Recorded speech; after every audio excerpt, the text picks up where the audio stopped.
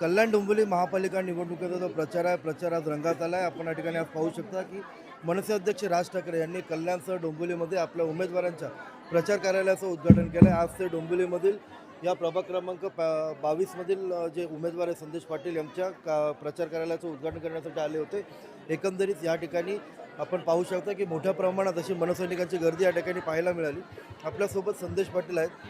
संदेशजी, काय सांगाल? काही दिवसांपूर्वीच तुम्ही ज्या पक्षात होते आणि त्या पक्षाने तुम्हाला तिकीट नाकारलं, त्यानंतर तुम्ही मनसेत प्रवेश केला.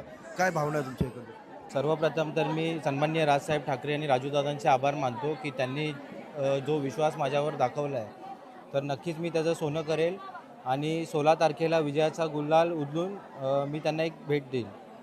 राज ठाकरेंनी आज तुमच्या कार्यालयाला भेट दिली होती, उद्घाटन केलं. काही चर्चा झाली आतमध्ये? तुम्हाला काही मार्गदर्शन केलं त्यांनी? चर्चा चर्चा अशी झाली, म्हणजे मनसे पक्षामध्ये जी पोलकी निर्माण झाली. आज मनसेचे माजी जिल्हाप्रमुख प्रकाश भोईर यांनी निवडणुकीच्या तोंडावर भाजपमध्ये प्रवेश केला आणि प्रवेश करत असताना त्यांनी असं सांगितलं की ज्या पक्षाकडे कार्यकर्तेच नाही, ज्या पक्षाच्या नेत्यांनी खांदे टाकले, तर तो पक्ष कसा चालणार.